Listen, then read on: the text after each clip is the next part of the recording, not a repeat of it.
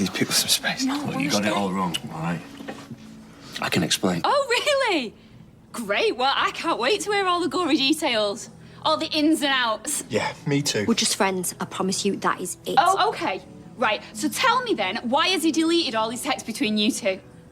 What is he hiding? Maria. Just shut up, please. Oh, come on, Chad. Don't let us speak to you like that. Come on, all contributions welcome. Your feedback is very important to us. Talk of the street. Talk of the street. The talk of the street. Talk of the street. The talk of the street. Talk of the street. The talk of the street. Talk of the street.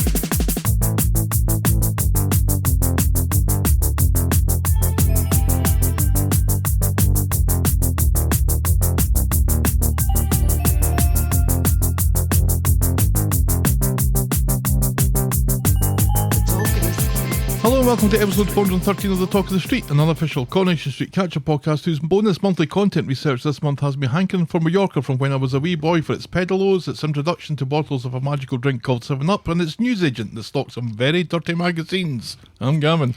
And I'm jealous of my own child. So what else is new? Oh, ouch.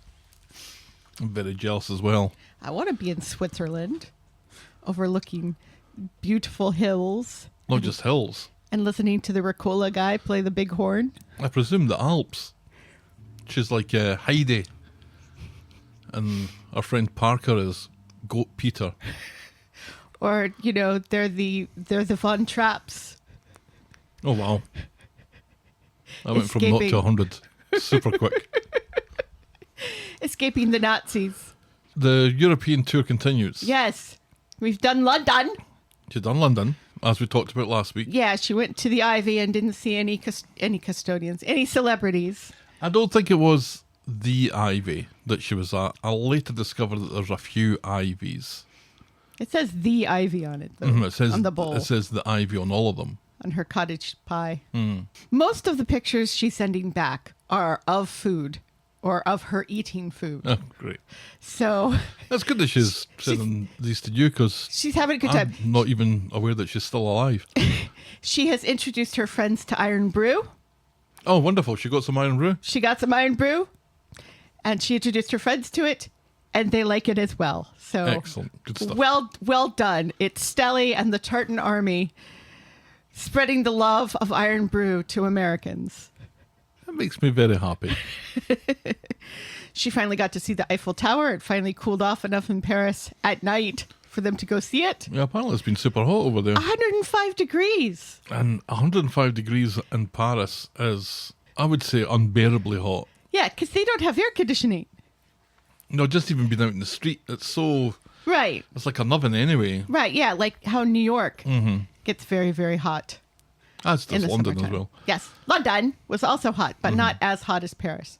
So they were able to perform in London, but not in Paris, which is sad. But it's like 64 degrees in Switzerland, so they'll have no problem Up in the performing there. mountains. Yes, nice and cool Very and good. beautiful. What an experience. Yes. She's eating her way through Europe, as one does. That's the only way to do it. Right. How are you this week? I have to drink a lot of water next week because my kidney is an asshole still. Your kidney is your asshole. No, it's not my asshole. It is a asshole. Ah, I see. There's a difference. That's important. I'm pretty sure we went through this last week.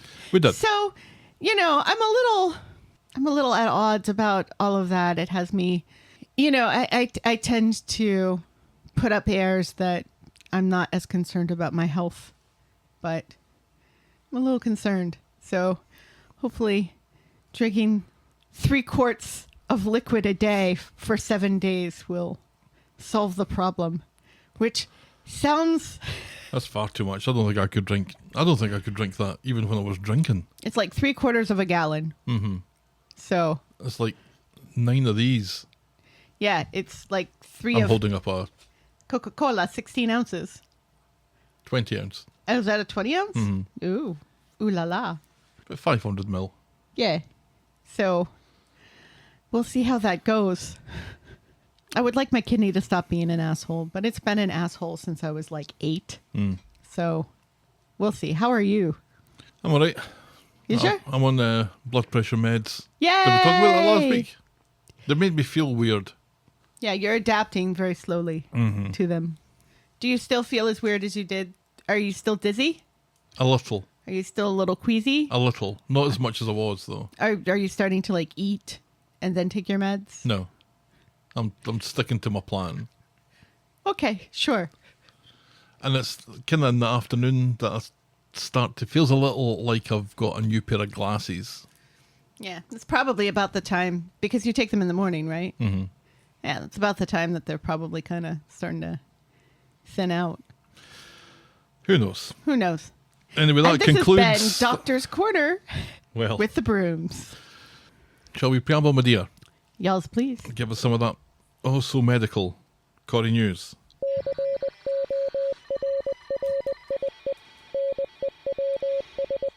Qasim Akhtar Arzidan has had some choice words for The Sun, which has accused him of having ties to terrorism, What? only to retract those claims and apologize publicly. Because he's brown? Yeah, pretty much. Wow. You know, apparently he has ties to terrorism and he moved to Pakistan and is taking gun training lessons, none of which is true. Holy shit. Yeah. They really went all in. They really went all in. But now that now they've had to publicly apologize, and apparently there is a monetary apology as well as a public printed apology, as there should be. Wow. He has accepted their apology and is happy for the support of his friends and family as he moves on, citing his faith as being one of forgiveness, which is nice. My faith is also one of forgiveness. However, I'm going to sin right now and tell the sun to fuck off. Hey, if that's a sin, I don't want to be right. Sam Robertson was spotted in Boston singing Sunshine on Leith with the Tartan Army. Spotted by everyone. Except for the woman who's taking the video, who obviously doesn't know who he is. Oh, really? Just a handsome Scottish man. Yeah, wearing Boston Celtics gear. Mm-hmm. Which is just hilarious. Oh, there he is. He's like this. It's a Larry Bird jersey that he's wearing. Yes.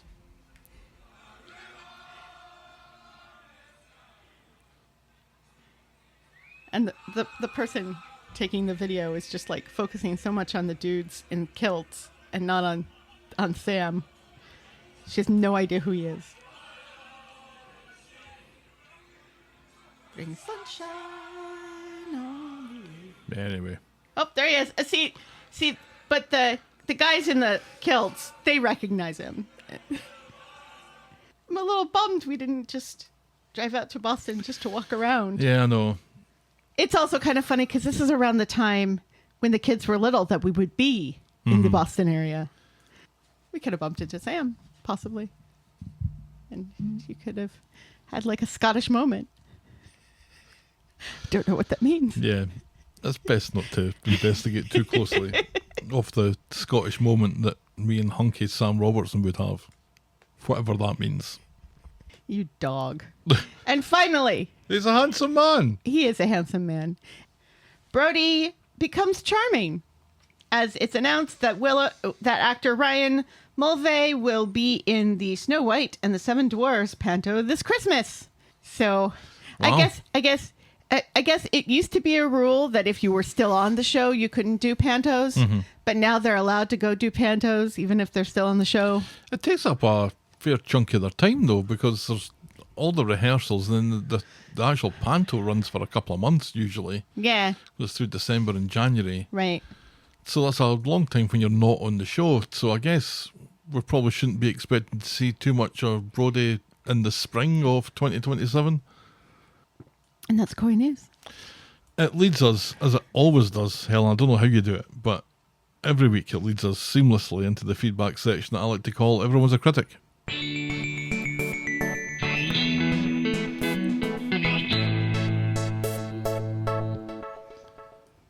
Canadian Helen writes, "Hi Helen and Gavin. Hiya. Hiya. Listening to your podcast last week about Macbeth and soliloquies, and I had to think, what were we talking about Macbeth and soliloquies for?" Schizophrenia. That's right. It reminded me of my high school English class. We did Macbeth, which is my favourite of the Shakespeare plays, and I had to do a soliloquy. The one about the performer on stage and signifying nothing, etc., which is my favourite one. Tomorrow and tomorrow and tomorrow. Right. Rushes in. Is it rushes in? Creeps in. Yes.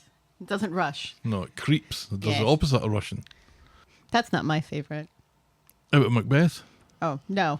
It's a Shakespearean soliloquy. I'm fond of Midsummer Night's Dream and Puck's soliloquy at the end. Oh, that's the path of the righteous man is beset on all sides by the iniquities of the selfish and the tyranny of evil men. No. Oh no, that's Samuel L. Jackson in Pulp Fiction. No, it's give me your hands if we be friends. Anyway, Canadian Helen continues. I was quite shy back then and I couldn't say it in front of the class, so my teacher, Mr. Adams, let me recite it in the hallway, just to him. He was one of my favourite teachers and he inspired me to love literature.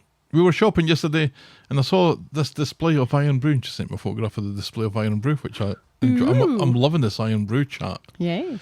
I asked about the hat because there was a hat there and a keychain and they were for sale, and the store manager said that I could get the keychain for free if I bought a 6-pack of Iron Brew, and if I bought 3 packs I could get the hat. Of course I had to get the hat as well. We're going to be drinking a lot of Iron Brew for the next wee while. The hat I think is quite sought after. It's one of those bucket hats, but it's reversible, so it's blue and orange. Oh. I'd quite And like this one. is in Canada?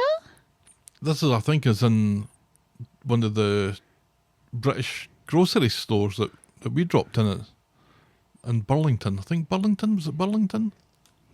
I think so.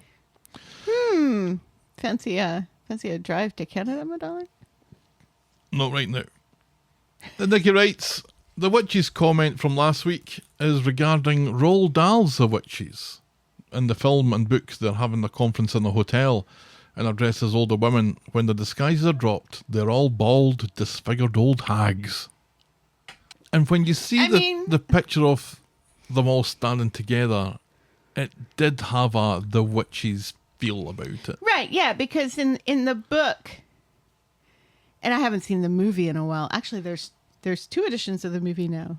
Oh. One in which has Anne Hathaway as the main witch.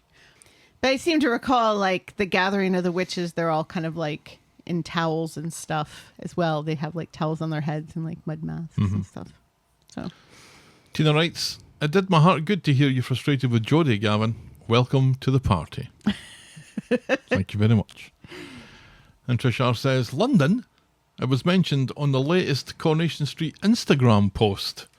I was going to tag you all, but not sure, since it sounds like Gavin may be very over it. I'm very over it. which didn't stop you from adding the Carla London to the London. Because if I don't, somebody else will. Right. We still don't get credit. Then Wendy writes, Theo's upper lip, Chaplin, Groucho, Hitler. I had to keep checking my iPad. Eventually I just fell asleep to extreme close-ups of Sarah's face. It's all so boring. Oh well. I did notice a little thing on Theo's upper lip. I think he'd had a bloodied nose earlier on in the episode. Yeah. And that's what it was. But yes, it did look like they intentionally gave him a bloody Hitler mustache. Especially with the lighting on it. Right, yeah. And also it was in flashback. Flashback. More of that button later. Boo. Cheeky writes, I wanted to share my thoughts on the recent events. I suspected Sarah from the beginning, as there was no reason to return to the house after the wedding unless something significant had occurred. I think, Cheeky, you can make the argument that there was no point going back to that house for Sarah anyway. Ultimately, it became clear that Gary was covering for her. Given her character, he wouldn't risk himself for anyone other than Maria, his children, or Sarah. Looking back, the signs were all there. Well, I think there were signs there, and I think I just very recently stumbled upon them in the last couple of weeks. The head twatting was a big red herring. Mm-hmm. So red, so big, so herring. We'll talk about other large red herrings in a little bit as well.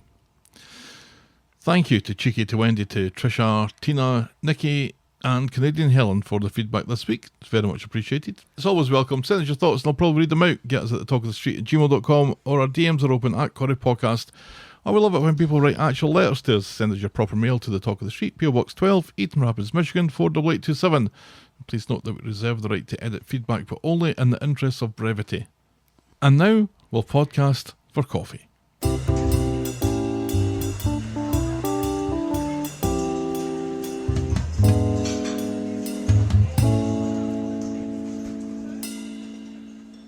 Thank you to French Helen for our coffees this week. Merci beaucoup. French Helen writes, Je suis désolé pour l'Écosse, which I think means I am sad for Scotland. So are we. However, she can't be sad with the with how her own countrymen are doing in the World Cup at the moment. The French are doing rather well, and the French are doing rather well in several different nations. Yes. Yes, indeed. I think there's about 5 French teams there, and they're all doing better than Scotland. Yes.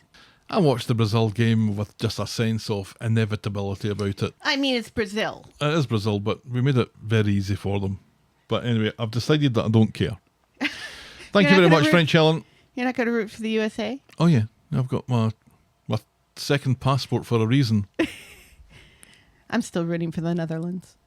Thanks, French Helen. We very much appreciate it. The Talk of the Street is and will always be free on your podcast provider and on the YouTubes. But if you think a show is worth anything more than the time it takes to listen to it, and if you want to show your appreciation, or if you want more weekly and monthly content, check out the links in this episode description or head on over to corriepodcast.com. We will be doing our monthly content probably this weekend, when I can exclusively reveal that we will be talking about episode 1435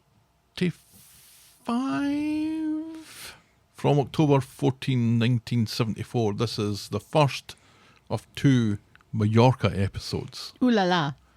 Ooh la la indeed. Yeah, I know it's not really an ooh la la place. It's a whatever. So Ollie. It's whatever the ooh la la of Spain is. That's how Ollie works. Anyway, shall we dive in, my dear? Y'all's please. So I was going to invite you to give us Corrie News again. Oh, I enjoyed it so much the first time. you want to watch that video of Sam Robertson dancing on the streets of Boston again? You can have too much of a good thing. Our first storyline this week is Sucks to be a Webster. On Monday, Ronnie meets up with Fiona in the alleyway of doom and breaks the news that he doesn't have a gun to give her and asks what it'll cost to square them off. Fiona says it's not about the money, and the fact that she and Ronnie have a history together doesn't mean a fucking thing. Ronnie explains about Debbie's condition and says that he'd appreciate some slack. She says that Ronnie now owes her one, and she'll be sure to call that in. So Ronnie goes home and announces that the Fiona situation has been handled, but when he privately tells Carol how that went down, Carol thinks that owing Fiona a favour isn't the best place to be. Well, that's great, thanks for that, considering all of this is your fucking fault, says Ronnie. Yeah. So unfortunately, this didn't turn into an indecent proposal. No. Which is sad, because we were kind of hoping for an indecent proposal here. But we also thought that Ronnie wouldn't do that. Right. Yeah. But then again, would he not if it meant protecting Debbie and he could just hold his nose and just go through with it? There was another possibility as well, that Ronnie could have got involved in some dodgy dealings, not necessarily of a carnal nature with Fiona. Right. And maybe that seems... maybe doing some of the jobs that Carol was continually fucking up. Right. And that's the way that it seems it has gone. Or will go. Yeah. Yeah. Sad. Later, Carol's actions cause more problems when it sounds like Tracy is spreading rumours about Debbie and the gun. Against the advice of Ronnie and Carol, Debbie goes to sort it out, but her temper gets her into more bother when she snaps at Mary, who will not shut the fuck up for 2 seconds. Oh my God, that broke my heart so much. I mean, I did want Mary to shut up and for Mary to read the room. Mm-hmm. However, I don't like it when people are mean to Mary. You're asked, or the sympathy from you was milked for every last drop in that scene, because they're talking about westerns, and that's where Debbie apparently that's what planted a gun into her head, and that's why she was talking about guns, was because she was watching too many westerns. But Mary wants to talk about her experience with westerns, and Debbie snaps her to shut the fuck up. And it cuts to Debbie shouting at Mary, and when it cuts back to Mary, she's standing with her back to them both, like the end of the Blair Witch Project. She's just standing very small. She's like a very sad little puppy who's just been kicked by Debbie. Right. Who's a snarly wee Who's Cruella DeVille. terrier. She's Cruella DeVille in this moment. Luckily, Debbie realises what she said and how she said it, and she quickly apologises and blames it on her condition, which is probably true. And Mary accepts. Yes, and Tracy also accepts the apology, and Debbie goes home telling Ronnie to get some fucking flights booked to Italy so they can get the fuck out of there. Yeah. Yeah. Ronnie has been talking about... Oh, sure, Debbie. You won't go to Spain with your friends, but you'll go to Italy with Ronnie? To that fancy coast in Italy. What's it called? The Amalfi Coast. That's where they were going. That's where Equalizer 3 was set. Very beautiful. Yes. I imagine most of the coast of Italy is beautiful. Round about Ravello, etc. So that's where they're going to go. Uh-huh. And I assume that means that they're probably not going to be in the show for a little bit. Because that's as far as we get with that this week. There's no more. Which is good. They both deserve a break. And I think Ronnie's probably getting a little bit bored with saying, you need to think about Debbie over and over again to people. Yeah. But it does look like that's Carl back with his feet under the table again. Boo. But, in his credit, does seem like he's at least trying to turn over a new leaf from what we've seen so far. I do not trust him. No, of course not. But we still only barely trust Christina. So... Oh, no, I fully can trust Christina now. Oh, you don't think she's up to anything anymore? I think there's... I think that they were kind of toying with the idea that she's up to something. Who's she phoning? I need to know who she's phoning. As far as, you know, as far as skimming old ladies is concerned, but I'm fine with her now. And obviously she had nothing to do with Theo's death. Which we will find out more about in a little while. But we already know. We do, yeah. And everybody does. Yeah, except for the characters on the show until today. Talking about milk and things for all their worth. Oh, for fuck's sake, just put her out of her misery, please. Jeez. I quite liked the introduction and the continued reappearances of Fiona as seemingly this kind of gangland boss of sorts. I'm just not too sure that a buyer is that. It's funny, too, because I remember, like, when she was first introduced, her hair was kind of pulled up and pulled back and stuff, but now it's, like, all loose and kind of flowy and stuff. Mm-hmm. Like, they're trying to make her more attractive and less bossy looking. I think I want her to look more bossy. She's more like... She's a little bit more vavoom at the moment. Mm-hmm. Than she was initially. I like the idea of it more than I think I'm liking the... Execution? Yeah. I mean, it's okay for me to finish a sentence every now and again. Yeah, you do mostly, but sometimes I like to finish your... Anyway. I think it's because she reminds me of the woman that was in the Volkswagen advert from the 1990s. Oh, you don't know which Volkswagen advert I'm talking about? I'm not familiar with this particular Volkswagen commercial. Yeah, there was a TV commercial for Volkswagen in the 90s. I think it was the 90s. The Volkswagen commercials in the 90s here all had like that da da da song in the background while people drove around in Volkswagens. It's Paula Hamilton that was in it, who was a model at the time. This wasn't a da da da. This isn't a Volkswagen advert. Woman's coming out of a fancy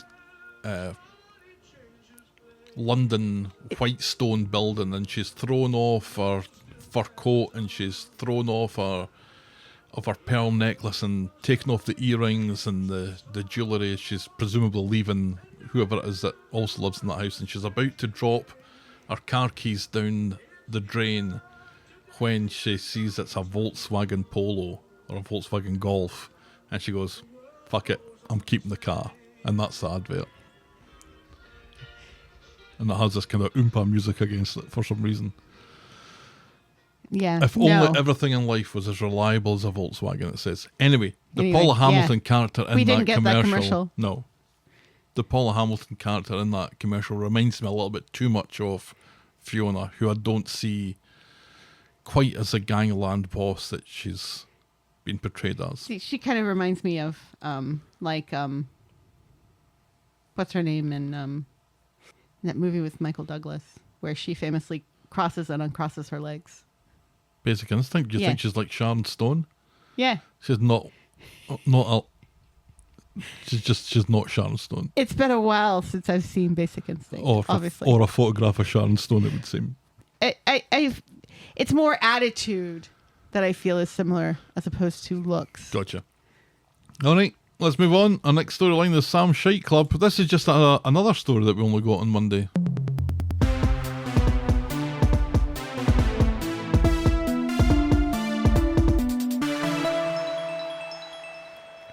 So Roy goes to visit Sam in hospital, and Roy is an absolute delight, putting Sam at ease with custard slices and the promise that he's not a hallucination. Although, that's what a hallucination would say. Sam hasn't had a hallucination for a couple of days now, and so they celebrate with a game of chess. The match is entering the end game stage when Sam makes a bit of a blunder that he doesn't see. Roy points out that this isn't the sort of move that I think you want to make, and gives him the chance to take back the move and play something else. But Sam reacts very badly to this. Yes, he does. Accuses Roy of patronising him and not treating him like an equal. He barks at Roy to make his fucking move, which Roy does, and it's check and mate. Sam furiously wipes the board with his arm and storms off, leaving a teary Nick to apologise on Sam's behalf to Roy. Not necessary, says Roy. Later, Sam comes back to the room when he thinks that everyone's left, but Nick's still there. Sam apologises, and at first it seems like he's apologising for his outburst, but he's really apologising for playing chess like a 5-year-old. Nick says that he'll get back to winning ways soon, but Sam says Nick doesn't get it, that the meds are keeping the negative thoughts at bay, but at what cost? He doesn't feel like himself, and worries that he never will again. And that's as far as we get with that this week. Uh-oh. Oh. Gav has received an important text. I have. My friend Abby is watching the Pelican Brief. Oh, that is very important to know. There is some Friday context to that that I will not go into. It's another movie I haven't seen in ages. Oh, I love the Pelican Brief, which is why Abby is now watching the Pelican Brief. Probably one of the better John Grisham adaptations. And a great book. It's such a good book. The Pelican Brief and The Partner are my favourite John Grisham books. Yeah. At work, Nancy the other day was watching The Firm. I never understood The Firm. Yeah. It was a little too Stepford Wives for me. Yeah. Anyway, back to Sam's Shite Club. Right, yes. It's good, I think, that this is happening. I mean, we don't like to see Sam, who is not a wee boy anymore. It becomes more and more obvious as he was lashing out at the chessboard. He seemed obviously adolescent, but almost adult, which was a little disconcerting because he's just a wee boy. He's still 10 in my head, and he's obviously not 10 anymore. But it's good that they're showing him struggling with this, because there was moments last week when he sounded far too much like the old Sam, and he was realising that what he was seeing wasn't real and what he was hearing wasn't real, and they were making the realisations and the progress a little too easy. And I think it's important that they get across that these things take time. Yes. Agreed. It does feel like they're rushing this a bit more than the whole Asha storyline, which was our last mental health crisis, which concerns me. But at least this is it was a step backwards. He realises what he's done, but he still did it. Right. I can understand the whole patronising thing. You don't want somebody to say, do you want to take that move again? Right. It's like, if I made a mistake, then fine, we can talk about it later, but let's just Right. play the game. Yeah. Our next storyline is The Odd Couple. On Tuesday, the young team are gossiping in Nina's roles, trying to figure out what to do when Dev ropes them into redecorating Todd and Theo's old flat, now that one of them has moved out and the other one is quite dead. Summer's a bit uneasy about going back there, but a passing David has good advice falling out of his arse as he explains that new people will be moving in soon and it'll become a different place. And this helps Summer. A little. Yeah. No, I think you did. I think it was nice of him. Yeah. Yeah. How much in the end that it proves to be helpful is, Yeah, this is the start of, or maybe not the exact start. It's not the start but it's of Alcoholic Summer. It's a development into Alcoholic Summer. Yes. I like. Alcoholic Summer. My favorite time of year. I miss those summers. No, you don't. No. Dev has bribed the girls with bubbly, and Summer is soon taking full advantage as the decorating quickly descends into a paint fight. It looks like Summer is doing no work whatsoever. No. Her job is to do the heavy lifting of the champers. And to top everyone's glass up. Right, yes. Mostly her own. Dev comes in and is fucking furious that they've made the place look worse somehow. So Asha steps up and says if he's looking for a tenant, she'll take it off his hands. He poo-poos this, saying that it's too expensive for her, so Nina offers to move in too. There's 2 bedrooms after all, and if Asha doesn't have a problem with it, Nina doesn't have a problem with it, and Asha doesn't have a problem with it. This is when I finally realized that's like a stained glass window between the foyer and the kitchen. I'm like, why are they painting around that picture? Oh, that's not a picture, it's a window thing. I thought that was a poster. That's not a poster? It's not a poster. It's a window between the kitchen and the foyer for some reason. Like a decorative window thing. Stained glass. Because why would I they... don't think that would be a strange thing to keep. What? Yeah, why... It's quite ugly. Or why would they leave that on the wall while they're painting when they've taken everything else off the walls? Yeah, it's not pretty. I think it's kind of pretty. I like the colors. And it really pops now that they've painted that apartment white. Everything's white. As opposed to like the really dark, gloomy gray that it was before, which was awful. There was maybe a reason for that. Well, yes, obviously. But this is going to be a white space now. Yes. Which one of them will take the bedroom that Theo and Todd shared? This is what I was a little taken aback by, was how quickly they wanted to move into a flat where someone was essentially murdered. Yes. They weren't murdered in the flat, but... Where someone was essentially murdered and it's in someone violence. else was essentially, abused and beaten and threatened with murder. I wonder what other things that flat's seen. Who lived there before? I don't hold on to any of this information. Not for as long as that, anyway. It was Dee Dee that moved out. Was that Dee Dee's flat? I think so. Yeah, because wasn't Todd living with Dee Dee for a while? Weren't they Paul was flatmates? living with Dee Dee for a while. Oh, that's right. It was Paul who lived with Dee Dee for a while. Who was living with Dee Dee after that? Oh, no, it was her abusive husband or fiance who was also dead. Joel. Yes, he's also dead. He didn't die in that flat, but No. he was living in that. Well, he wasn't even living in that flat when he died, but he had lived in it and abused Dee Dee in it.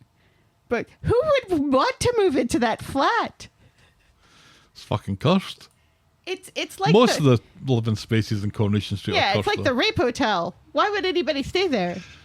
There's a tear-off poster somewhere in the rape hotel that it's been quite a while since anyone's been sexually assaulted there. So that's good. Right, that we're aware of. Yeah. And actually, it hasn't been that long because let's not forget, Megan and Will spent the night there a couple times. Damn it. Yep.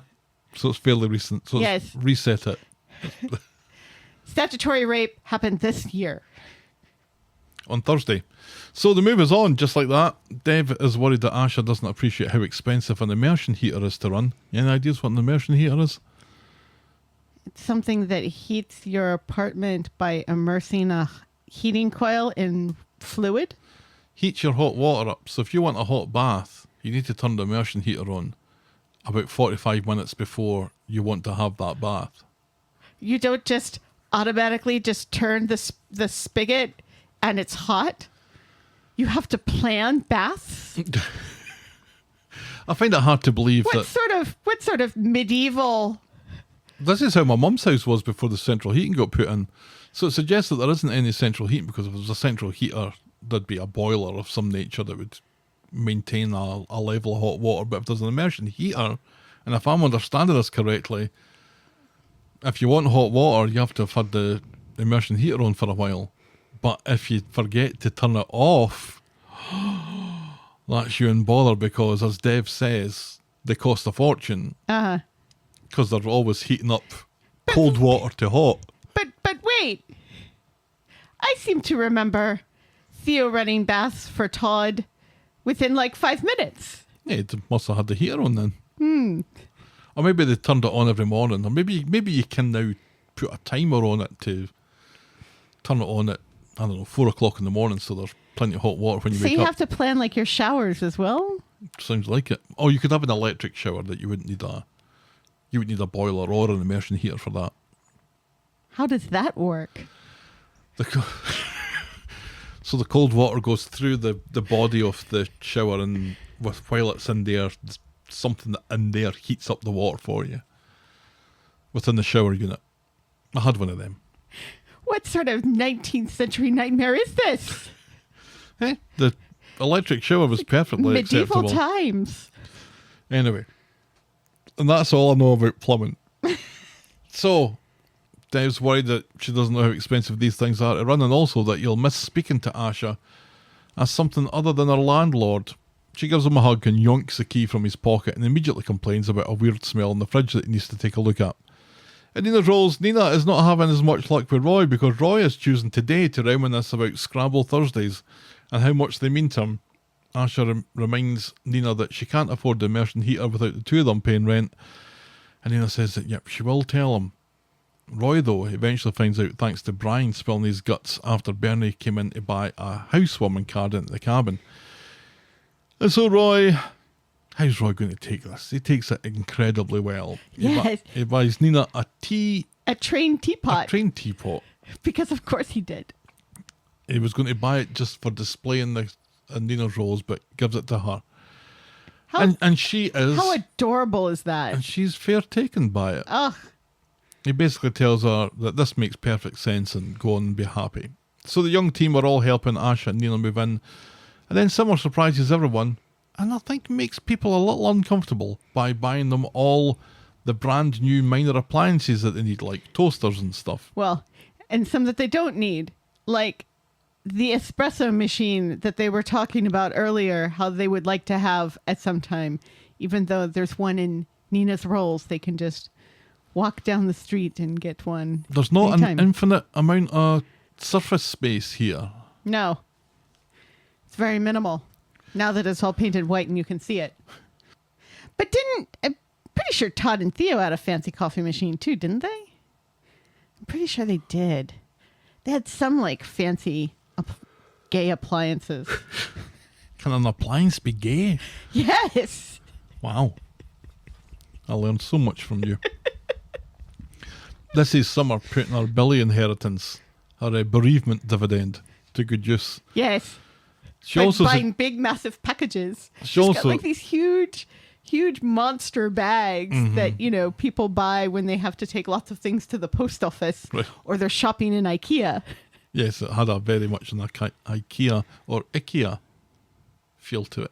IKEA. That sounds like it's gross. That's how it's meant to be pronounced, according to the IKEA adverts that are shown in the UK. Oddly, the IKEA adverts that are shown in the US do not change how you're supposed to pronounce the name of the store. Yeah, it's IKEA and not IKEA, which makes it sound like everything is icky. And it's not, because I've eaten the meatballs. Everyone says the meatballs are good. I think they're all right. Anyway, So she also insists on taking them all out for dinner at the bistro, and this is on her as well, she says when people say that they can't afford it. She's flashing her cash a bit too much, and she's continuing to do it at the bistro as she continues to buy bottles of wine for the table, and this is noticed by another table of young women, and one of them comes over, flatters Summer on her dress, and invites them all to a new club in town. No one can afford it or be bothered with it because they've got work in the morning. Except for Summer. And she's in. So it's only Summer who agrees because she's loving getting wrecked these days. And Nina looks on worriedly. And it's hard to tell exactly what she's looking on worriedly about. She's worried about Summer and her drinking, I'm sure. But she's also worried about who's this fucking rando and how are they going to take advantage of my pal? Yeah. I mean, I don't know. I think this may be a gender thing because this does happen with women when they're out. That somebody in another group will say, "Oh, I really like your dress," and then you all get started talking, and then you go as one giant group from these two smaller groups and go out to some other place and stuff and become best friends. She only looked up though when Summer was splashing the cash. That was what got this woman's attention. It wasn't Summer's dress. It was Summer returning with more bottles of wine and saying it's all on her and nobody has to worry about it and that stuff. And that was what pricked this other lady's ears up. Huh. That made it look a bit suspicious. I don't want Summer to be ripped off or have her money stolen from her or end up in a situation that she doesn't really want to be in. I have to say, and we see some of it later on, I don't think you're quite as taken by it as I am, but I loved Drunk Summer this week. I did not. I thought she was an awful lot of fun, much like I thought she was an awful lot of fun when she was out of her tits on acid. I think the show relies too heavily on people getting drunk. At the moment, I would agree with that. We've got far too much of it this week. Pretty much every character on the show, you can remember a time where, their emotions, where plot was they get drunk so we don't have to bother writing them having an emotional crisis sort of thing. Right. It is a bit of shorthand. It is, I think, used maybe a little bit too often. Especially, as you said this week. Mm-hmm. And especially with women. Yeah. Although they do it an awful lot with the men too. Yeah. Have no qualms whatsoever about Asha and Nina sharing a flat together. I think this might open up some stories for the pair of them. I'm liking Nina's new look, where she's not quite as heavy in makeup. It means that you can see her expressions a little clearer, I think. She hasn't been wearing a lot of makeup for a while, though. Yeah, but she's not really been front and centre in anything for a while. It felt like a good move, and we've always liked Asha we've liked her for an awful long time. So the two of them together, I think, as long as it doesn't get too awkward because of the history, I think this might be quite good fun. Yeah. Moving on then, our next storyline is Meet the Driscolls. Meet the Driscolls. On Tuesday, at the pub, everyone is offering an opinion on whether or not Will should be present during the trial. The Megan trial. Maggie doesn't think it's a good idea. Eva Cake seems to be for it, and then Melanie arrives, and before she's taking her jacket off, she wastes no time in giving her opinion on the matter, which is that Will should man up and look Megan in the eye. And no one is asking Will what he wants to do, so he fucks off out, and no one notices that he's gone. He goes to the precinct where he runs into Tim, and Tim is fatherly and provides an ear that his family wouldn't. Tim takes Will back to the pub and scolds all the adults, telling them to listen to the one voice that counts in all this, me, and also Will. Yeah. Later, Will decides to face Megan in court, but then later still, she contacts him again on his Xbox, and gives him a sob story about not handling things well, and it's hard to tell, but it looks like Will couldn't give a shit about any of this. Right, which makes the rest of the week confusing. So on Thursday, it's breakfast at the Driscolls, and Megan is calling Will on his Xbox, but it's Susie who's in the back room, who answers. And Megan quickly disconnects when she realises, and she removes Will as a friend. So very quickly the call's cut off, and I can't remember what the username was, but it disappears anyway.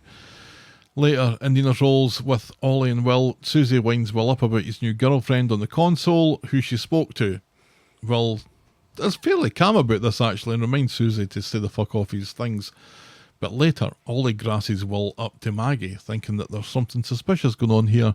But when Maggie bursts in and rips Will's headset off, it's Hope that he's talking to. Right. And Maggie does the old lady who doesn't know how to use technology routine. Is this thing on? Very poorly. Mm-hmm. Can she hear me? That wasn't bad, actually. It made my blood run cold. Thank you. So she's apologetic. Tells him, as you were. This is Will's granny. Oh, what a redneck, man. This is Will's granny. She likes to be called a granny. It's not every woman that likes to be called a granny. Some just prefer gran or grandma. Maggie's a granny, though. What did you call your gran? Oh, it was Dutch, wasn't it? No, I just... Barbara? That would be hilarious, considering that one of them was named Christine and the other one was named Bernice. It would be hilarious if called either one of them Barbara. One of them was incredibly short. They were both kind of short, but Grandma Minoski, I think, was the shorter of the Grandma. two. Yeah, I think it was Grandma Broers, Grandma Minoski. It was kind of boring. I don't think I ever had any real fancy names for any of. It was aunt and uncle and grandma and grandpa. Gran and Boring. Papa for me, for my grandparents on my mum's side. Didn't have any names for my grandparents on my dad's side because they were dead. Well, that helps. So they were just my dad's mum and dad. Which is funny because when I talk to the kids about their deceased ancestors, I say your great grandma and your great grandpa, or your great great grandma, or your Grandma great and grandpa. That's your go-to. And great aunt. My great grandmother, my great grandmothers, we called them Granny. Oh, okay. There Granny you go. Gracie and Granny Susan. They were quite tall women. No, they were both rather short as okay, well. That's a shame. I was doing so well. It was like the day at work when I went in and announced I'd done something really boring last night, and they're like, "Oh, what did you do?" And I said, "I taught myself how to tell you give me a date, and I can tell you what day of the week it was." Right. And so they gave me 3 back to back, and I got them all wrong. That's hilarious. Yeah, that night I posted on Facebook that for those that we were doing this, for those that were worried that we weren't keeping the spark alive. Right. I was shouting dates and you were telling me what day of the week they were. Yep. Using math. Math and remembering things, and then forgetting about leap years, apparently. I'm getting better at it, though. Anyway, where did we get to? Granny. Oh, so it's Hope that Will's talking to. This time. But then later, it is Megan that's calling them, and she says that she wants to meet up with them. So they meet up. And it's interesting because he tells her the story about how he's knocked everybody else off the track with Hope. And Megan seems to get upset that he was talking to Hope. Yeah, what are you talking to her for? Yeah. Fuck off, madam. And Fuck all she's the way off. Why don't you take your Xbox into your bedroom? And so, well, that's just going to make people even more suspicious. Right, yeah. And also, that's weird. So they meet up in a rooftop parking lot, just like the X-Files. I'm like, where did this parking lot come from? What they're standing on, I learned, was they're standing on top of the viaduct. Oh, is that what it is? Because it looks like they're at an airport Yeah, it's an airport parking garage. by the viaduct. She tells him that she really did love him and begs him not to send her to prison, but Will tells her that she's a liar because if she did love him, why was she trying to flee the country? He fucks off and leaves her standing about on her own like a lemon. And that's Right, as far as yeah. we get with that this week. Yeah, and does he bring up the baby? I thought No. he was going to bring up the baby. If you loved me, why did you abort my baby? Sort Yeah, of didn't thing. say that, but he could have. He really could have. So I'm not sure how I don't understand where this Will's at all. mind is I in don't. this. Yeah, I don't understand this at all because it's like, if you genuinely feel this way, why would you agree to meet this woman? Why would you take these risks to speak to her again? Because when he's saying to his family that he wants to look her in the eye, Right. it sounds genuine when he's talking to them about that, which means nothing, but it's a fairly believable track that he's got. And then when he's talking to her, or when she's talking to him, I think he has shown this sort of either anger or disinterest this week that I wasn't sure if I was reading too much into the single expression sort of thing. But it did seem that is how he's feeling. That's where his head's at. But that feels different from you groomed me. Right. I'm angry with you because you groomed me, but I'm really angry with you because you were going to leave you're me. going to leave me. Yeah, which is not great. And it's like, why is the show doing this? Because, I mean, is it supposed to make us worried about next week in the trial? Oh, it's next week? Oh, yes. Sorry. Spoiler alert. Oh, that's a freebie. That's a freebie. If you want more, you got to pay me. We should put the spoiler alert on OnlyFans. That'd be hilarious. Talking of which, Oh, no.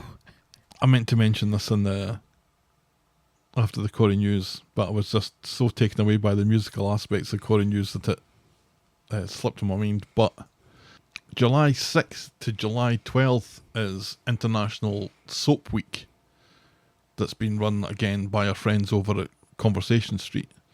And we will be part of a little trivia item that they're running, which was, I think, the most awkward I've ever felt in a very long time. I'm wearing a Queen t-shirt. We recorded a minute and a half of video, Yeah. and it took us about 45 minutes. Yes. Which is why this will never be a podcast where there's also video. No, we realised very quickly that I look like I'm wearing a shirt that still has the hanger in it. I'm so rigid. And I've got like Shaggy from Scooby-Doo's chin somehow. That's what made me fall in love with you, my darling. I mean, minus the hair, obviously, but just, how it's kind of like... It's a separate Somehow- part of the drawing. Right, yes. How did that happen? I know, we're all getting old. Thankfully, my eyesight's going, so it's all good, Oh, ho, ho, ho. as is yours. Unfortunately, my olfactory nerves are still working. Yes, Took you a minute. it does. It's, like I said, we're getting old. Yeah, she's got to get sent down. They can't possibly show her getting off with this. They can't possibly. What a dreadful look that would be. And I keep on expecting this Lee character to come back out of the woodwork again. Yeah. And even though he's apparently already said nothing happened, Governor, surely he's going to change his mind. He's the only really independent party in all this Yeah. that has any real knowledge on the matter. It's just like, with the whole Theo thing, when we're all like, oh, why on earth would Danielle and Miles be back on the street on that day? They must have had something to do with it. And then they didn't. Well, we'll get to that. I keep on trying to eke out the tension here of who actually did kill Theo when everyone listening to this Already knows. probably already knows, apart Yeah. from the people who don't watch the show anymore. Right. Sure. But I'm not saying who it is. No? I'm just saying it wasn't Danielle or Miles. And Danielle was just there to deliver a cake because apparently she bakes cakes, No. which we didn't know until after the fact, Right. which is stupid. I wouldn't eat a cake that woman made. Do you think if she made wedding cakes that Tracy would know her? Right, yeah. If she had a bakery, which, and even if she had a bakery out of her house and only did like specialized cakes, yeah, you'd think that Tracy would know her. Mm-hmm. And Tracy has never seemed to recognize her. No. All right. Our penultimate storyline this week. And an awful lot of these stories were just little bits and pieces because there is one main story that really eats up the big chunk of it. But the penultimate storyline, the sister from the same mister. On Tuesday, Sarah is in Nina's roles complaining about Bethany letting her down, so she'll have to fashion a Tin Man outfit for Harry's school play. Shona offers to do it for her, and Sarah bites her hand off so she can go and be sneaky in another storyline. Back home, David wants to go out for dinner for a change, but Shona now has this task to complete, and David is fucking furious that Sarah's not doing it, because this impedes his plan to eat out for the first time since earlier on that day. Right, yes. And also maybe his wife. Jodie isn't doing anything and doesn't know anyone, despite being in every storyline, so she ends up agreeing to help out, so Shona and David can go out after all. Jodie makes a pretty good Tin Man outfit as it goes, and as she's burning herself with a glue gun, she gets a notification of a match on a dating site that it definitely isn't Tinder, but it's a gym bro who she quickly dismisses. As too old! She calls him an old man. Didn't look that old, just muscly. She's like, "Oh, no thank you, old man." Oh, well. It's like, what? That does not look like an old man. I know there are muscly old men, so don't at me. But his face didn't look like an old man. He did not have an old man face. Fair enough. The next face she sees, though, is enough to make her chuckle. Well, well, well. Fancy seeing you on here, she says. So on Thursday, surprise, surprise, Jodie's hot date is with Ryan, not that we know this immediately. Jodie's keeping her cards close to her chest and just announces that she has a date. David tells her to stay away from the bistro because he's out drinking with Nick today. Why would you say that? Why would you say that, David? Why would you give her that information? She says that she's going to meet for dinner in the afternoon, and David loves this. Early bird special, he calls it. But Jodie finagles it so that Ryan agrees to meet at the bistro instead, after all, instead of wherever it was they were supposed to meet. And it's the early bird special thanks to Ryan's shifts. He's kind of dull, and Jodie is clearly not into him, and when he makes a joke about the meal between lunch and dinner being called dunch, she looks like she might stab him. But then David comes in, and Jodie pretends that she's having a ball by laughing at the dunch joke way too much and way too often. Yes. She's obviously gone to the Theo school of pretending to have a good time on a date. Yes, at the bistro. To annoy someone. David doesn't really notice this, but eventually wonders why Jodie and Ryan are together.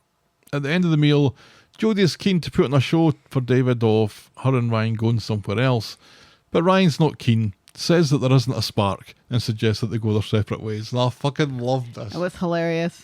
Because then he gives her a hug, and she's like, what's just happening here? She doesn't look like she's the sort of person that's used to being blown off. Right.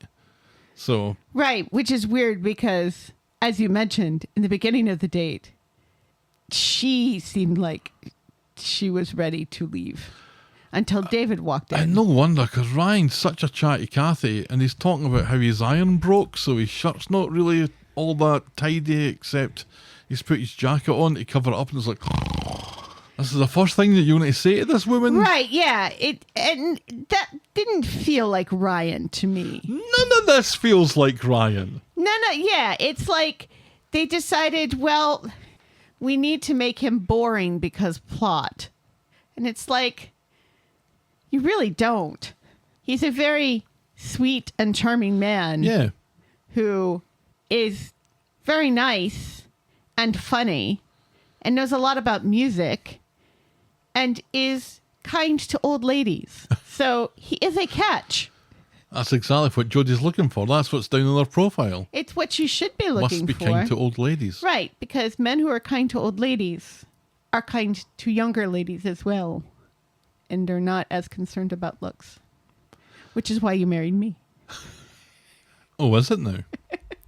Because you are very... Old ladies eat you up with a spoon. This is true. Although the older I get, the more they just become ladies. He says also that he's been living next door to her for months and they've barely said 5 words together. Right, yeah. He's like... Which again doesn't seem like a Ryan thing. Yeah, but it is also true. And when you think about it, you're like, yeah, that is kind of weird. Ryan lives next door to a David. young, available woman. Yeah. And hasn't even introduced himself over the back fence, Right. so to speak. Well, he's more into Leanne type ladies. He definitely is a chatty Cathy, though. And it's a bit of a turn off, I've got to say. Well, maybe for you. So, anyway, Jodie's astonished. She's never been knocked back before, or that's what we're led to believe. Ryan also thought that she dragged David along to be her bodyguard, so there's a weird wave between the two of them as he leaves. Right, yeah. And it's also like, it feels like a weird thing to assume because it would be very creepy considering he's their neighbor. Right.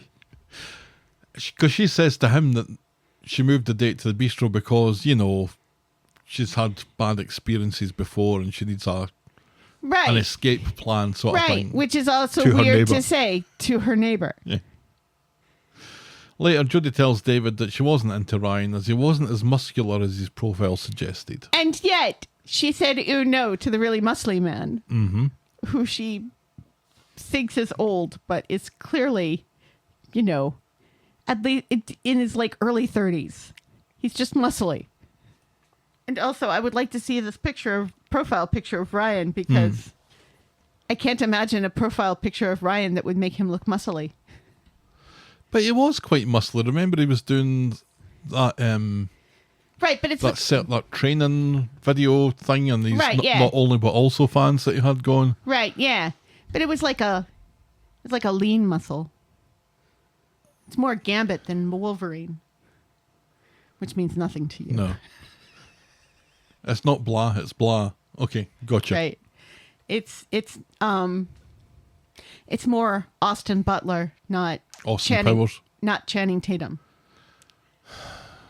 I don't know which one of them was which. Austin Butler played Elvis. Oh, I know who they are, but I'm not sure which one you're saying is really buff and which one is a lean buff. Channing Tatum is obviously the buff guy, Is he? and Austin, Obviously. and well, like the more bulky bulk muscle, whereas Austin Butler is more the lean muscle. I'm not sure I understand these terms that we're using. Bulky bulk Like and lean muscle. right, like lean muscle, like they're defined, but they're not like. And they are on Channing Tatum? Yeah, Channing Tatum is more kind of. I feel like he's not quite as bulky as he used to be, but like Magic Mike Channing Tatum was very like. Helen, The Rock is right there. I'm trying very hard not to look at The Rock. Someone who walks down the street who looks like they're carrying 2 rolls of carpet. The Rock. Okay, so the difference between The Rock and Austin Butler, does that work for you? Yes, but I don't think I've seen enough of Austin Butler to know what he's like with his shirt off. Well, you see him. I hope his nipples are all right. His shirt is off quite a bit in that Caught Stealing movie, remember? Where Matt Smith had a mohawk? Was it? I understand why you remember this, I don't. Anyway, I wonder what this storyline is for. And is it really just a kind of satellite story to the other story? It seems like she's still trying to get into David's pants, which is weird. Especially if she's on a date with Ryan. Yeah, I thought the whole mistaken identity in the bedroom thing would have put paid to that, where David Right. was quite Clear. unequivocal. But she obviously seems to think that, you know, laughing at Ryan's jokes will make David upset. And she's weird, and she seems upset she seems upset that Ryan is saying, no, thank you. But she also seems upset that David doesn't seem to fucking care. No, he doesn't. Because why would he care? If anything, he's probably a little annoyed because he very specifically told you not to go to the bistro. Mm-hmm. And you very specifically said you wouldn't go to the bistro. But then Nick never showed up, so, you know, all bets are off. Which is weird because Nick owns the place. Oh, is that because he was... Mm-hmm. Yeah. That's because he was busy in another storyline that David is now going to go to. And so is Jodie. Yes. That's exactly why. Yes. Well, we've been putting it off and putting it off. We might as well get to it. Theo, no self-awareness as our final storyline of the week. Theo, no pulse. That's what it was before, right? Theo, no pulse. It's been Theo, no a few things. Yeah. But it has been pulse more than once. Right, yes, because he's dead now. That's right. That's Yeah. what the joke was. That is the joke. Always better when we can analyse it forensically. It is funny, though. That's one of your funnier ones. Really? Yeah. I really like the Theo, no pulse. That's simple. On one day, Fine, everyone... I'm not going to compliment your jokes anymore if you're going to be like that.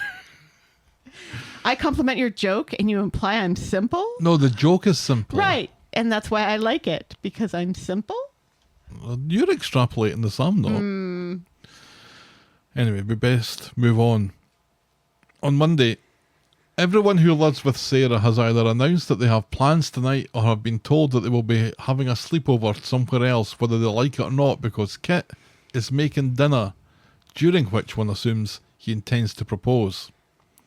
His breakfast with Sarah, though, is interrupted by the appeal for information, which is delivered on the radio by Danielle, who begs for any information, or anybody who has information, rather, to come forward. Is it weird that it's Danielle Yep. and not Todd? Yep. Theo's husband? Yep. Doesn't this feel weird? So strange. All of this is so strange. Does it feel a little homophobic? Mm-hmm. During Pride? Mm-hmm. Oh, Coronation Street, why are you being homophobic during Pride? What are you doing here? You can be homophobic the other 11 months. Here is the... And I know Todd probably would make this appeal. Right. And maybe it sounds like more appealing from a woman with children? And maybe more sympathetic? Maybe people will be more sympathetic to a woman with children? Why are you saying these things during Pride? Because I'm thinking that this is what the show might be thinking. Okay. This is not me Okay. thinking what I am thinking. That's a relief. I am thinking, what is wrong with you, you homophobes? I know what you mean. Todd, as an abused partner of Theo, maybe wasn't top of the list on Swain's desk for people to do the appeal because of the whole abuse thing. Right. But I genuinely think that Todd, at this point in the storyline anyway, really wants to find out who killed his husband. Yes. Because there's a whole closure part of it, and there's Right. other more complicated things that are going on, and how Todd's feeling that we will get to as the story progresses. But as far as making an appeal for information is concerned, I've got to think that Todd would probably do that. Yeah. And also, why is it on the radio? Yeah. Because wasn't the last one when they thought that Racist Kelly was dead? It was on TV, wasn't it? And they watched them film the recreation and everything. There's reconstructions. That's right. Right. That's what supposedly It's helps supposed to to be trigger memories. Right. But Whether this it is does or not. not, I'm not sure. But This isn't even that. It's just a very sad woman talking very sadly on the radio. You don't even get to see her. Which I would imagine you would want to see the person giving the appeal, because that in itself might trigger memories. Mm-hmm. And she's making this appeal months after the murder. Has it been months? It was April, wasn't it? It's also confusing because it was a week of the same day. Right. Yeah. But it was in April, but the episode wasn't aired until May the 4th. But it happened the day of Swain and Carla's wedding. And that was April 23rd. April 23rd, 2026. Yep. So it's a couple of months.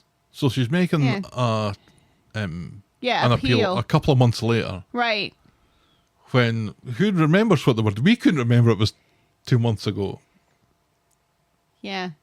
I can't remember what we were doing in April. Feels like an eternity ago. I mean, I think if we had like been at a wedding or something, it would be easier to remember what we were doing in April. But all those people We're drunk. and have presumably been interviewed. So the appeal is weird when it's Danielle that's talking to the audience, and then Swain gets her little say in the matter as well. In Nina's roles, Roy is listening to the same broadcast while Gary stands in line and shifts awkwardly, even more so when Brody announces that he feels sorry for Theo, or specifically for Theo's kids. Sarah is left to feel about as uncomfortable while Kit and Swain talk about the broadcast and the hope that it will shake something from the tree. It's funny, like, you know, the way they kind of pan to all these different places of these people listening to the radio. It's like something you would see in a movie or a TV show about like the war. Yeah, I was going to say, set in the 50s when people listen to the radio. I listen to the radio all the time. I'm thinking more 30s and 40s. I listen to the radio all the time, but... It's like we're listening to FDR's Fireside Chats. We're in The Christmas Story. Hey, who are you reaching Listening with to this? Little Annie Oakley or Little Orphan Annie. Sarah and Kit agree to go to cash and carry together later because she needs to get her steps in to pick up the stuff for the dinner. Going to Costco. But Sarah stands Kit up, saying that she can't get away from work. But as Kit sits on a wall with Brody, who rips a piss out of him for being stood up, and as Maria overhears these things, Kit sees Sarah walking to the builder's yard and so follows on. Sarah seemingly received a text from Gary struggling to come to terms with Danielle's appeal, so Sarah floats the idea of phoning the anonymous hotline. To say what, says Gary, but she's got no idea. She tells Gary to man up and keep his yapper shut. And this is all too quiet for Kit to hear properly, but it's definitely enough to up his suspicions, especially as Sarah demonstrably could get away from work after all.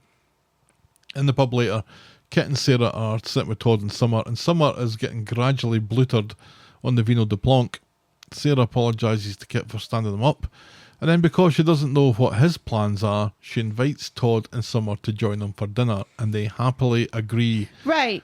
When this came up in the spoilers last week, I was like, this is dreadful how they're contriving this. But it Right. actually makes more sense when you see it happening. I mean, no, because like Sarah knows it's like a date night sort of situation because she knows the kids aren't going to be there. Well, that's true. And so she knows it's a date. It's supposed to be a romantic dinner in just the two of them without kids. And then she invites Todd and Summer. Kit goes to speak to Swain at the bar, and seemingly the appeal hasn't rustled up any new leads at all, apart from somebody who thinks it was aliens what did it. Quelle surprise. So Kit decides that Gary remains suspect number one. Somebody who mistook it for Orson Welles' broadcast of War of the Worlds. That's right. That's topical as ever. Meanwhile, Gary and Maria are having an awkward drink together, and she has had enough when he refuses to talk to her, so they go to leave. And then Kit says, "Oh, you off anywhere nice?" And then when they're not, he says, "Well, why don't you join us for dinner?" Yeah. Sarah shits herself. Yeah, this is Kit saying fuck you to Sarah. Pretty much. Sarah shits herself, and Gary makes a primo Muppet face as he stares at what's happening in front of his eyes. Maria is thrilled to accept the yes. invite. And this is quite clever from Kit, I guess. The way that they presented it in the little promo was very much like The Traitors. Have you ever watched any of The Traitors? There's a table, the round table. Right, at yes, end the and big stuff. round table where everybody's wearing robes. So this is definitely what's informing this with the little name places and Right, which I'm like, and stuff. who's putting name places for a dinner where there's only 6 people And you know each other. in one table? But this is what the whole of the second half of Monday's episode is about. It's dinner party time. Kit's put name tags around the table. Summer is now fucked on the wine and still drinking. Right, yeah, she's drunk before she even shows up.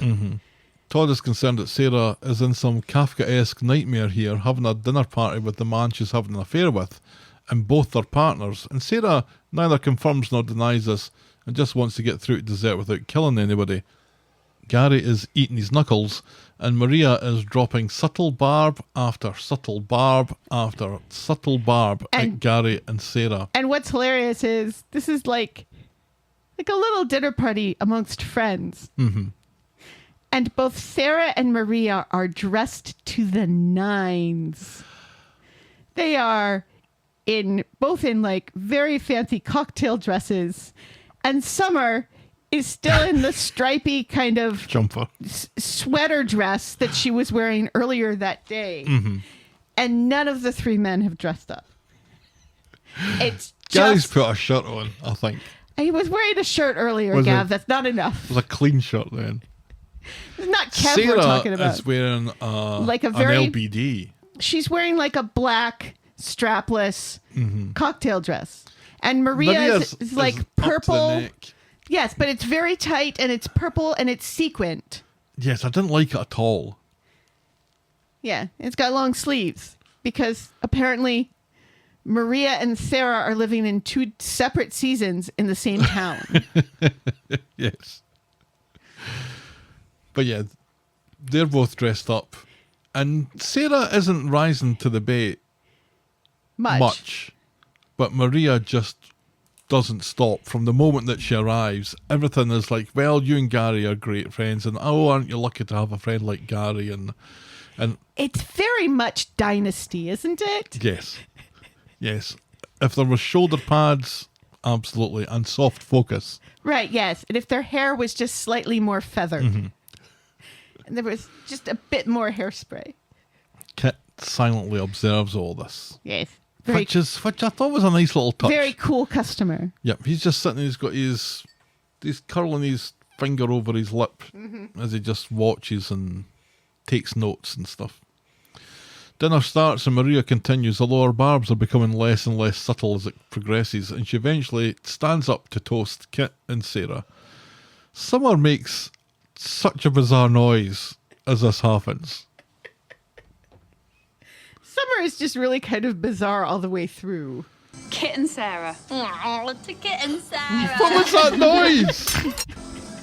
Kit and Sarah. Oh, to Kit and Sarah. What are you doing, Summer?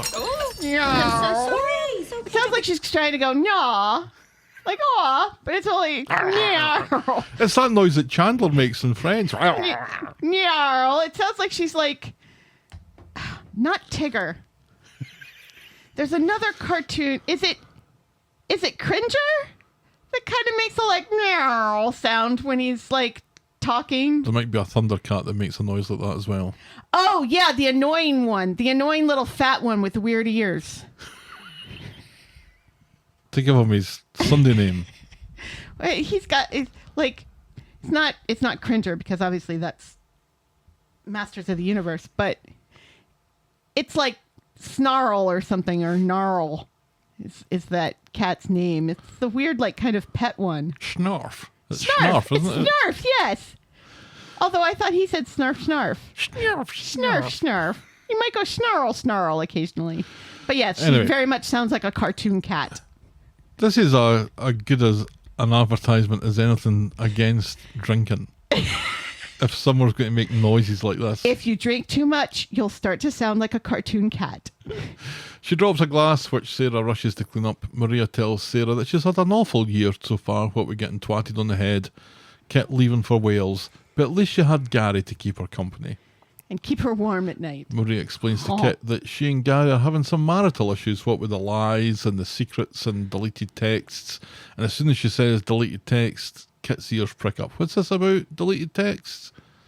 And then when Maria's keen to know what Kit thinks about all this, Kit admits that there seems to be something going on here. Maria announces that Gary and Sarah are getting their hold behind their backs and have been for months. And she challenges Gary to admit it, but Gary refuses, says that he can't, so Maria storms out. Gary tells Sarah that he has to tell her the truth, and he chases after her. Maria's not interested though and tells Gary to go suck on his own balls until he's ready to admit what he's done, and she leaves him on the street. Sarah is right behind, which makes you wonder what Kit's doing right now, because at the moment Kit's sitting in that flat Changing the locks. with Todd and Summer, and Summer is just uncontrollably making noises left and right. Sarah's bleeding quite heavily, so why is she run out? Right. Sarah wants to know what Gary's going to do, and he says he's telling Maria everything. The truth. Even though she can't handle the truth. So we flash back, and we'd already flashed back when Sarah cut her hand. She flashed back to seeing blood on her hand. Right, and we'd already had a flashback last week where Gary looks over the scaffolding Yes. holding something in his hand. So we flash back to the night of the murder, and Sarah's got a text from Todd saying that he and Theo are forever. Sarah's suspicious about this, and so goes to Todd's flat, and she follows the sound of his phone ringing out onto the scaffolding. She's not doing that. And then up onto the roof. She's not doing that either. Where she finds Theo. He demands her phone, and she just hands it over. Yeah, which is weird. Why would you hand this man your phone? Right. And he doesn't even do anything with it. Like, she thinks that he's about to call a taxi or something. He throws Todd's phone over the side where it presumably lands in Gary's dumpster. Right, yes. Theo So refuses. that solves that mystery. And he makes a whoop, whoop, whoop, whoop, whoop noise as he throws it off.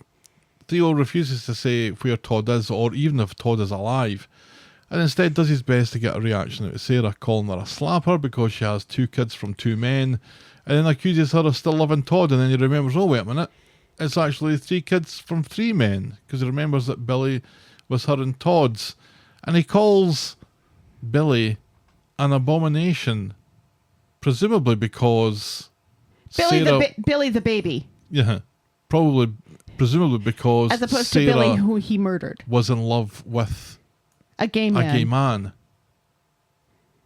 Theo, can I direct you to one Your Miles children? and Millie then? Yeah.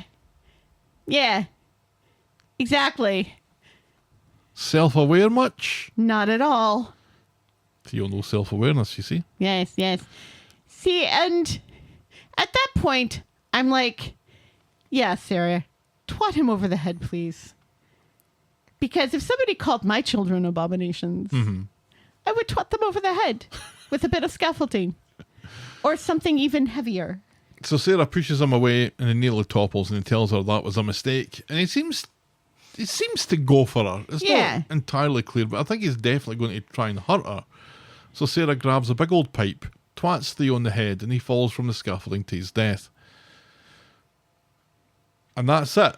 That's... Right, and it's weird because, like, he's coming at her this way on the scaffolding, where the building is here, and the railing is here, and he's here. She twats him on the head while he's facing this way, and twatting him on the head while he's facing this way somehow means that his body goes this way? Yeah, because the force Over. like that, bonk. You really think Sarah has enough heft to cause enough force for a man coming straight at her to bodily turn and then flip over a scaffolding that goes up to his chest? The physics of this didn't bother me in the slightest. The I have physics to say. in this. And then, like, he flips twice. He does do a... He does, like, this acrobatic flip halfway through. He does a... He's like a member Rob. of Cirque du Soleil. Or Rob Donovan. Or, no, even Rob Donovan wasn't quite so graceful. Oh no, Rob was very graceful as he fell in that office. It's like he's an acrobat doing a trick. And none of this makes any sense. Now, I'd come to the conclusion that Sarah was responsible for this a couple of weeks The height ago. differential alone doesn't make sense. And I was almost convinced it was an accident. And self-defense, I'm going to categorise that as well. So I feel like I've been right in this, albeit not right from the start. But I think I came to this conclusion from the timeline that was presented to us. I think is still a little bit sketchy as far as Sarah's own twatting over the head is concerned. Right. But I think it could have made sense. But really, though, hate that it's Sarah that's the killer. And I hate it for a few reasons.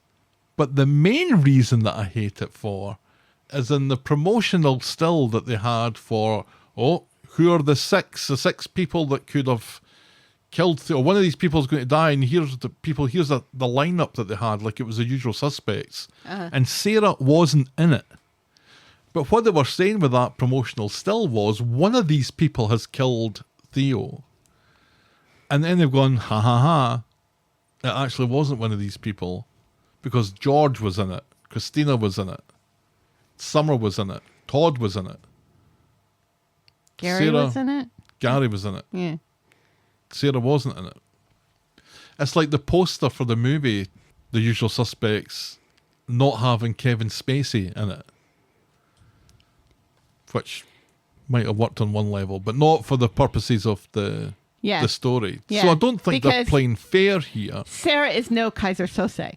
No, but I also don't believe that Sarah's going to climb out onto scaffolding in the first place. No, and I also don't believe that the physics of him being hit with so much force that he flips over scaffolding that's nearly up to his chest and then flipping twice aside.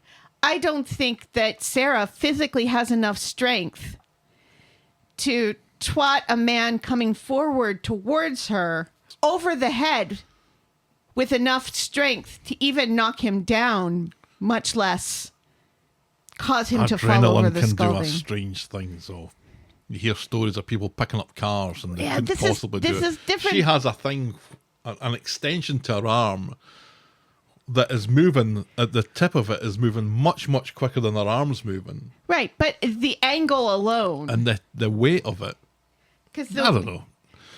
It's None by of no this means makes sense. It's definitely not spoiling it for me, but the fact that it's Sarah, that Sarah is the best character for this to be, apart from the fact that she's been in the show forever, and that she's an she important character. And that she has this relationship with Todd that is kind of weird because he's gay and they had a sexual relationship in their past and they have a dead baby.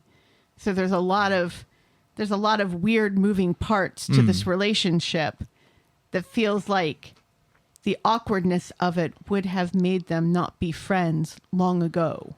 But instead it's brought them together and they've been BFFs ever since Todd came back into the show. Right. And that's been consistent. Yeah. I don't think that she wouldn't do it under the right circumstances, but I don't think these are the right circumstances. And I also think that Summer is a far better candidate for being the killer here. Right. And I think that George is a better candidate for being the killer also. Yeah, or even, shocker, Danielle and Miles. Yep. Or Miles. Yeah, this is the weakest way they could have done this. And it almost feels like they made Sarah do it to break up Maria and Gary. Which is like, people are really complimenting the whole Gary and Maria relationship, that it's a really good and strong relationship on the show, that it has made both of them better characters. Let's break them up. By people, you mean us. Yeah, but we're not the only ones who've said things like that in the past. People have written into us and said similar things. So it feels, because all of these people saying, it couldn't possibly be Summer, could say, it can't possibly be Sarah for pretty much the same reasons. Although, hasn't Sarah killed someone before? Yes. She's now a serial killer. She's not a murderer, though. This isn't murder, I don't think. No. And there is a very strong argument for self-defense that flies out the window the second she calls Gary and doesn't she call the police. Right, yes. The second she calls Gary, and then even when Gary shows up and says you should call the police, says I can't call the police because of Kit, which doesn't make any sense. And it's funny because she says things like, oh, Kit is an honest man. He wouldn't do something for me like this, and that's why I called you. When it's like, Sarah, when you met Kit, he did something very underhanded for you in putting your daughter's hair in the back of that van. Yes. How do you not remember this? And still chased Beth off the street with the T-shirt scam that I presume is still ongoing. Yeah, whatever happened to the T-shirt scam? Wait, what was on those T-shirts? Oh, they were just knockoff designer T-shirts that Beth was sewing the labels. Right, on, yeah. Those people are the bane of my existence. I don't know, it's just really unsatisfying. And the way that it happened felt pretty anticlimactic as well. Yeah. That this is what we've been sitting building up for months. Yeah, it's terrible. So, yeah, I'm not for it. And also, there is no desire, I think, for Sarah to actually go to jail for this. So, I presume she's going to get off with it. Or maybe, maybe this is Tina O'Brien's swan song on the show and she's going to go to prison for the rest of her life and we're never going to see her again. Or we're not going to see her for a long time. But that feels unlikely. It feels like what's going to happen is going to be very unsatisfying and it's going to be they prove that it was self-defense and she gets off. Just Summer. That's right there. It's right That there. would have been a great story for Summer. It would have. It's better than And Sarah also- getting drunk all the time. And or also, Summer. we've got to imagine that Sarah has been able to conceal this. From Kit. And she's been having problems after the twatting, etc. But we're really saying that Sarah on her own or just with Gary can silence her conscience enough so that nobody suspects her of this. And the reason why they don't suspect her is because of the she got twatting on the twatted. head, yeah. But that's unsatisfying as well because now you've got two people getting twatted on the head in the same episode. Right, and only one of them dies.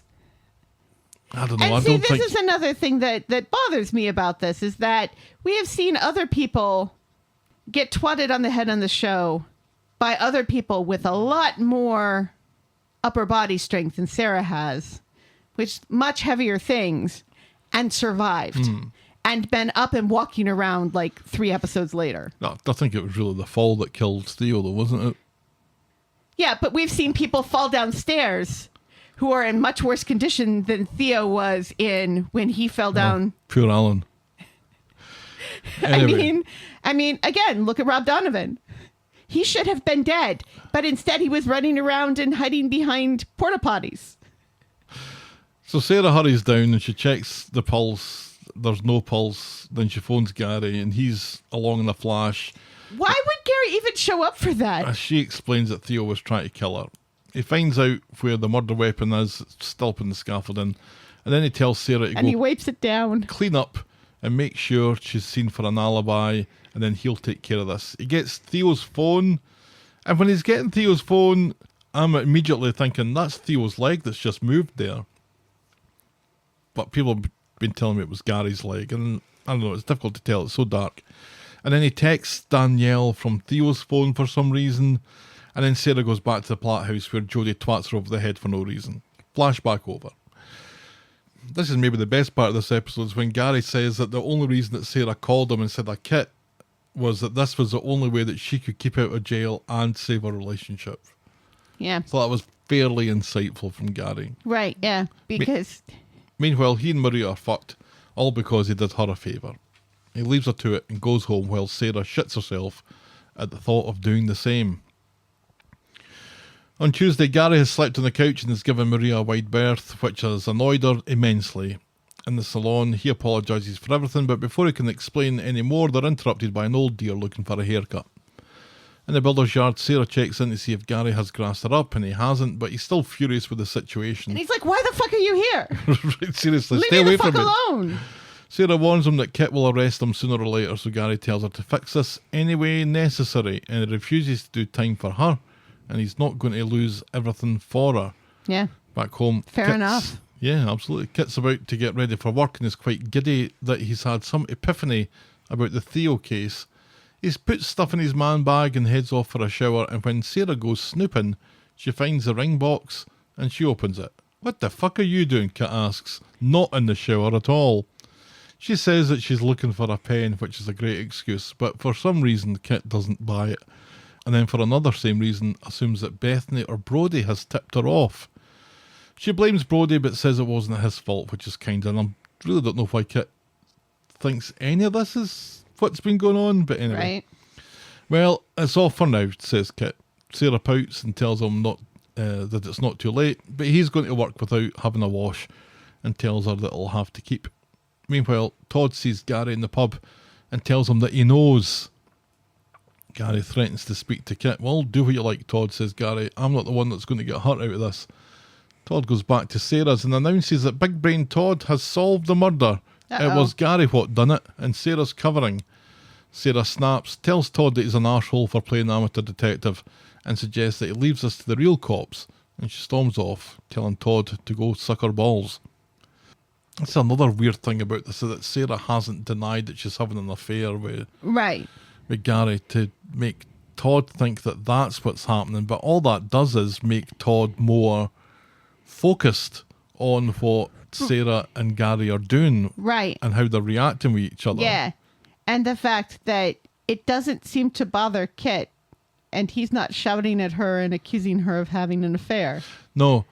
Gary says, does Kit think that we're having an affair? And Sarah's like, no. No. Well, why not, Kit? Because he looks at himself and he looks at Gary. And he looks at himself and he looks at Gary. True. Oh, to have no self-doubt. Right, yes. He's basically a commercial for Old Spice. I'm not going to play some of that. Do-do-do-do-do-do-do. On Thursday, next morning, and Sarah's trying to encourage Kit to propose while she's wearing her jammies and smelling of last night, but he seems quite happy keeping her waiting for now. He heads off to work and stops off at the builder's yard to wind Gary up about how he's going to be going to prison soon, and that's a shame for Ed. Gary calls Kit the worst policeman in Weatherfield, and they start a slanging match in the street, which Todd breaks up. Frustrated, Gary says that the truth is right under Kit's nose. Kit doesn't hear this, but Todd does, and he wants to know what he means. Yeah. Thinking on his feet. What do you mean by that? Gary says that Kit's jealous. Come on now. Come on. Kit's jealous and is determined to bind Gary up and to destroy his friendship with Sarah. Todd doesn't really fall for it. Because why would he? Exactly. And goes to speak to Sarah and accuses her of using a potential affair with Gary as a smokescreen to hide something more serious, like murder.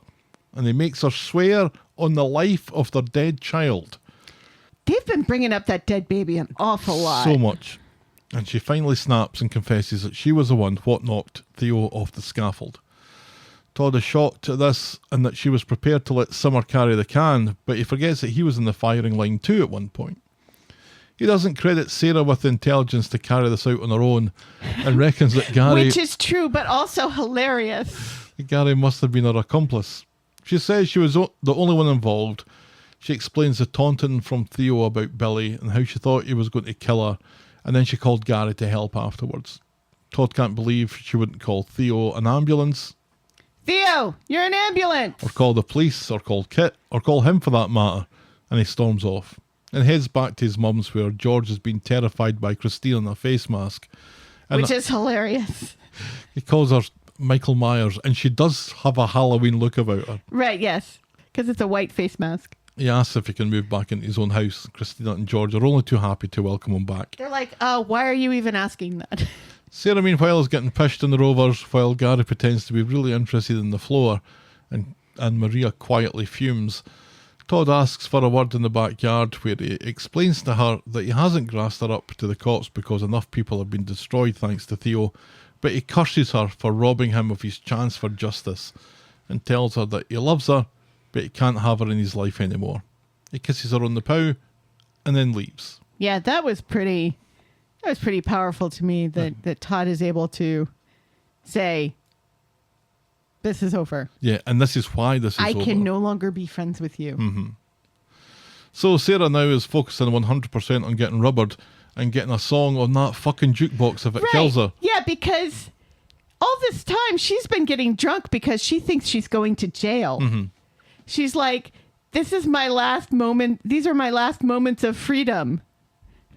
And it's like, why would you get drunk during that when you could very easily say something that makes people think about what could you have possibly done which would have taken away your freedom, Sarah? The next scene that she has after Todd's basically told her that they're done Right. is her singing a song that she wants in the jukebox. Right, and celebrating because she's not going to jail. She does not seem Oh, to that's- care at all that her friendship with Todd is over. Either that or she doesn't believe him that their friendship is over. She seemed The only part she heard is, I'm not going to grass you up to the police. She seemed hurt by it in the moment. But by the time that she's back in the pub, she's singing and she's punching a jukebox and Does not care. does not give a solitary fuck. Right. And her brothers have to drag her out. Yeah. That was fun. She calls Nick Nicky. And then goes, Nicky, Nicky, Nicky, Nicky. Nicky. She wants a song in the jukebox that she's too much for Eva Cakes to handle, and she orders Nick and David to take her home, which Nick does on his own. Because David's like, I'm still drinking here. And then Eva's Eva- like, why are you not apologizing for your sister's behavior? And he's like, she's an adult. Yeah, it's like, why would you? Not my job to apologize for her behavior. She also says, Sarah's always seems like she's got it together. And Dave's like, really? She so hasn't. That was quite funny. Yes. So Nick takes her back to number 8, and Jodie takes care of Sarah, recognising that this must be tough for her to be here given the assault. It must be triggering, but at least David the dog isn't barking. Sarah's drunk, but she's not that drunk, and she wonders how Jodie knew that David was barking.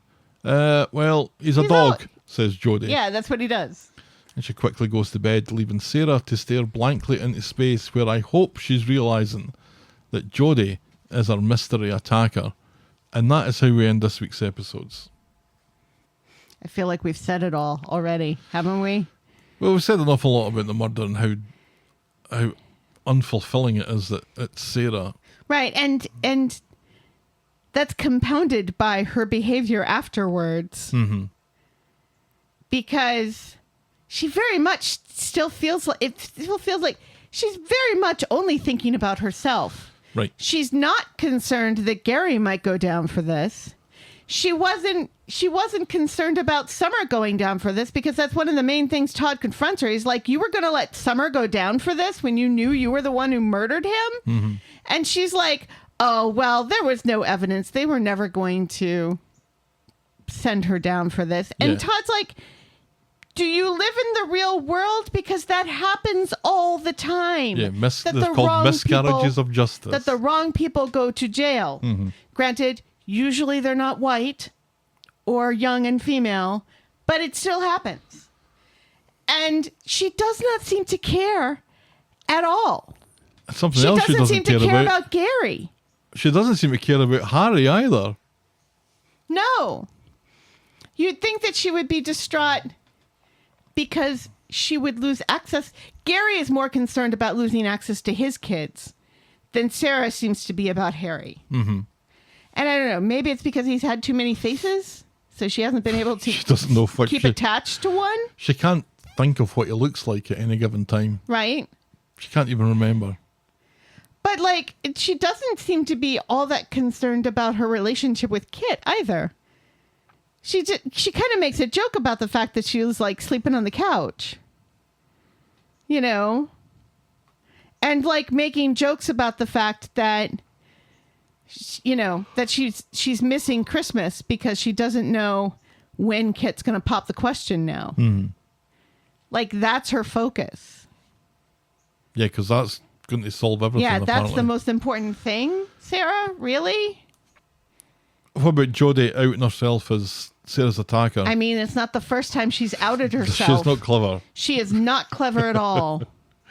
They try to make her out to be this kind of clever trickster on the street, but she trips over her own feet every single time. I'm starting to wonder if she does that deliberately, that she likes the complexity of it when she's... I don't think so, because like her face as she's walking up the stairs, Her face is saying, oh shit, I fucked up. And she was the same way when she kind of outed herself to Daniel, because then she doesn't have a roof over her head anymore. What's Sarah's face saying as it stares blankly into space? Was it? Oh my God, Jodie. It was Jodie. Jodie's the person who twatted me on the head. Or was it, oh my God, did I remember to set the video recorder for EastEnders tonight? Which was it? Do people set the video recorder anymore? That seems like a very 1990 thing to say. Do you think they all still have TiVo? TiVo. Remember TiVo? No, that was never a thing in the UK. They used to be like, this is the future. This is the future. This little box on the top of your TV is going to record all of your shows so you can watch them anytime. Wow. And you don't even need a VHS or a CD to do it. Yeah, what a world we live in. What a world. But, I don't know. Or is it, oh my God, I can't believe I killed Theo and now Todd is no longer my friend. Yeah, it's just kind of sobered up a little bit. It could, the sad thing is it could be any of those or none of those. Right. Such a damp squib. And why would you stretch this out only to give us a damp squib? And then they're going to stretch it out even more until people that need to find out. Well, 3 people know now. Because there needs to be justice, or there needs to be the threat of justice at some point. I mean, Unless Sarah got off with the first killing. Can she get off with the second one? Or rather more?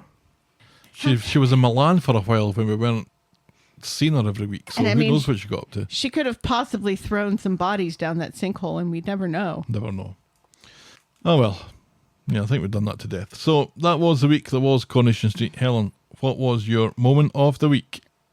I kind of think it's Roy in the teapot. You like that so much?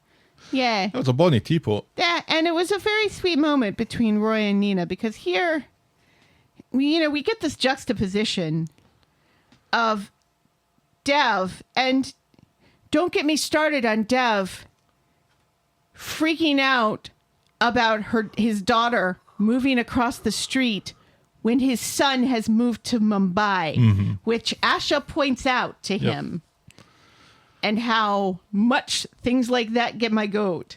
But to have this juxtaposition of Nina being nervous about telling Roy, and then Roy finding out through other means, and instead of being like, why didn't you tell me about this? I would have understood. He gives her a train-shaped teapot. Yeah, that's nice. It is nice. And it kind of cleansed the palate of all the evil Roy stuff. That here's Roy just being wonderful. Absolutely himself. That's our Moment of the week. Moment of the week. boring moment of the week.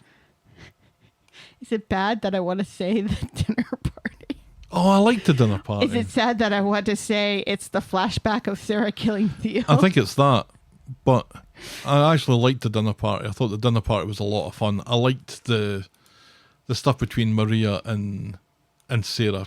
I thought was quite good. And a little bit old school Coronation Street as well. Right, yeah. Like, as I said, Dynasty. It felt a little over the top for me that nobody at that table is going to say something or ask them to calm down or to sit down or anything. Yeah, nobody's getting involved. That Kit doesn't get involved in any of this.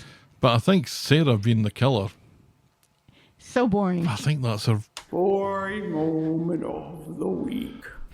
I think that might be the first time that we've given the big ticket item the boring moment of the week. But it really is. And we're not sorry. No, we don't do the Twitter poll anymore. So, Helen, what is fuck your off, Twitter. score out of 10? 4.5. I think I'm maybe a 5.5. I think the And dinner I feel party bad because there's gave me other enough. things. There's other things that happened this week that I thought was really nice, like the girls moving in together and stuff. I like that. But it's tempered with drunk summer, which I don't like. I like Drunk Summer, but I don't like Drunk Summer in Peril.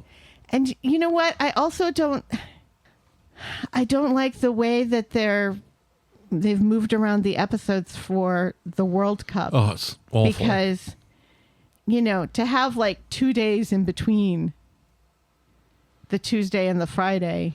We actually don't know, as we record this, we don't know what days and what times it's going to be on next week. Yeah.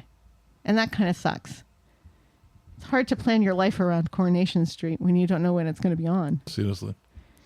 Oh well, let's wrap this one up then. This episode was brought to you with thanks to our friends of the podcast: Daisy, French Helen, Pickles, DT, Wendy, Noel, Canadian Helen, Christy, Shandy, English Victoria, Rory Vaughan, Heather Westerfield, Russell Whiting, Brittany Porter, Laurie, Anna, Tina, Leah, Tara J, Fiona B, Canadian Jennifer, Josephine O'Tingy, Anne Greenwood, Trish R, Sarah Purbrick, Ali Q, Hunker Munker, Darren, the artist formerly known as Seal My Fridge, Pamela, Marge JT, Tom Ambrose, Christopher Anstey, Terry in LA, Joe T, Corrie Dales, Matthew McInerney, Welsh Emma, Matthew S, Rachel B, Uranium Jennifer, Kathleen Monchero, Gary Heatley, Pam but not that one, Una, Amy, Jenny Roll, Ozzy Ali, Oi. Chris Horrocks, Cameron from Edmonton, Matt Birch, Library Jen, Jack the Mariner, David MacArthur, Saskatchewani and Karina, Rebecca, Danes and Jem. Thank you ever so much, folks, for your support. We very much appreciate it. Yes, we do. If you've ever developed a grossly misleading set of production stills and video, write in to tell us about it. We're thetalkofthestreet@gmail.com, and we're at Corrie Podcast on Twitter, Facebook, Instagram, Threads and Blue Sky, or you can reach us the old-fashioned way, the Talk of the Street, PO Box 12, Eaton Rapids, Michigan 48827. Our spoiler show will be available shortly after this one, and we will be recording July's classics in the next couple of days. We'll be talking about episode 1435, I think. Get access to this exclusive content by becoming a friend of the podcast. Find all the links at corriepodcast.com, and be sure to check out our pop culture sister podcast, The List of Lists. MIA was robbed. Thanks for making it to the end of another episode, and we'll be back next week with more Talk of the Street. The Talk of the Street, y'all. Bye. Cheerio.